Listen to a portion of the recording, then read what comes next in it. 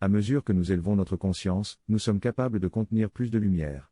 Cependant, plus nous avançons vers la lumière, plus elle se polarise, devenant plus dense, sombre et profonde.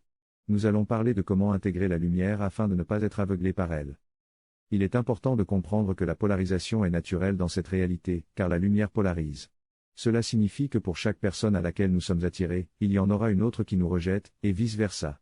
Il y aura une égalité entre attraction et répulsion, vibration d'amour et vibration de peur. Savoir cela nous libère de la pression de vouloir que tout le monde soit en accord avec nous. Au fur et à mesure que nous progressons vers la lumière de la conscience, notre désir d'incarner davantage de lumière crée plus de polarisation et renforce notre ombre et nos zones d'aveuglement.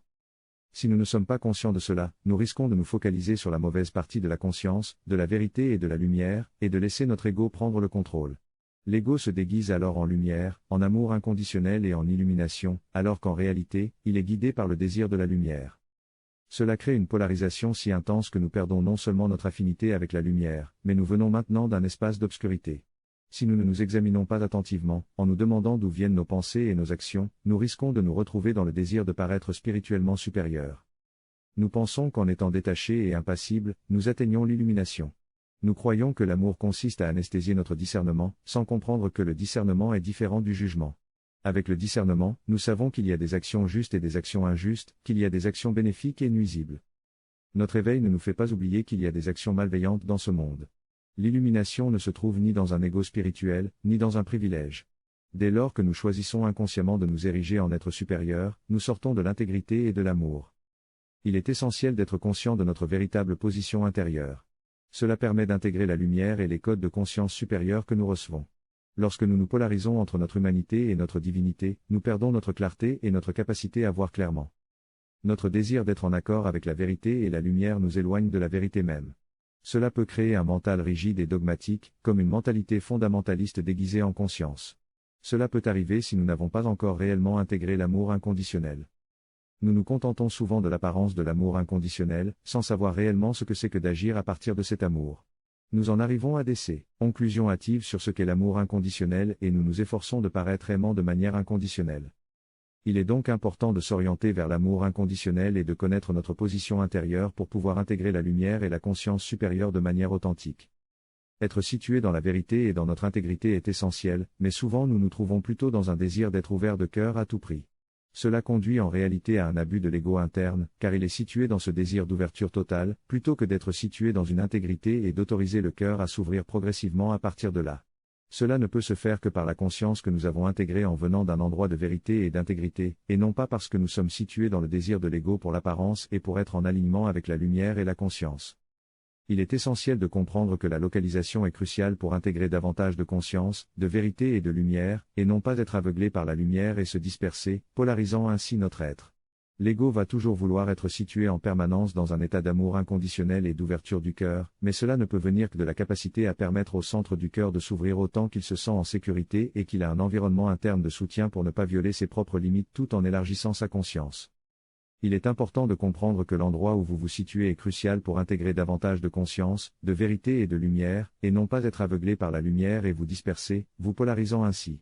L'ego prendra tout ce dont il a besoin pour atteindre le résultat final, même s'il s'agit d'abus internes ou externes.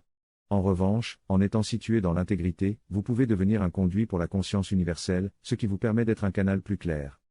L'amour inconditionnel et un cœur ouvert sont des résultats naturels de l'illumination, mais cela ne signifie pas que cela correspondra toujours exactement à notre idée de l'amour inconditionnel ou de l'illumination. L'illumination ne se préoccupe pas d'apparaître illuminé, car l'ego a déjà été complètement dissous dans la lumière de sa propre conscience. Une fois illuminés, nous ne sommes pas passivement accepteurs de toutes les dissonances dans le monde, mais plutôt nous devenons utiles. L'amour inconditionnel est l'un des fruits de l'illumination, mais il n'est pas préoccupé par l'alignement avec la lumière ou par l'apparence du bien. Il peut donc être véritablement inconditionnel. Le progrès vers la lumière peut entraîner une polarisation, où une polarité devient plus pieuse et semble être à un endroit passivement positif ou très vertueux pour maintenir son ego, tandis que l'autre polarité maintient son ego à travers un fondamentalisme où nous sommes aveuglés par nos propres systèmes de croyances et devenons calcifiés.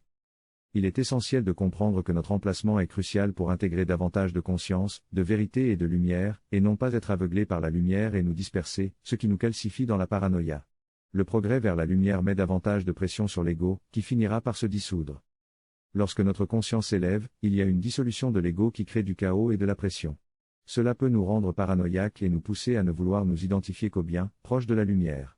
Mais cela nous amène également à embrasser davantage notre part d'ombre, en rejetant tout ce qui ne correspond pas à nos désirs. Cependant, cette polarisation entre divinité et humanité nous maintient dans une fausse lumière, séparant ces deux aspects essentiels de notre être. La peur fait partie intégrante de notre voyage, elle nous transmet des informations importantes, mais une fois éveillés à l'illumination, nous ne sommes plus motivés par la peur, mais par l'intelligence du cœur. Une autre façon de se polariser est de vouloir maintenir la lumière à tout prix, au point de devenir rigide et de ne plus être ouvert à la flexibilité et à la nuance. Cela crée un dogmatisme militant qui peut sembler juste mais qui est en réalité l'expression de l'ego en quête d'apparence et de reconnaissance. Pour réellement intégrer notre lumière, nous devons également intégrer son opposé. Cela nous permettra d'être suffisamment flexibles dans notre perception pour ne jamais nous enfermer dans le solipsisme ou le déterminisme. L'intégrité, ou la voie médiane, est essentielle pour éviter de tomber dans ces extrêmes. Elle nous permet d'être guidés par la vérité de notre être et d'évoluer en conséquence.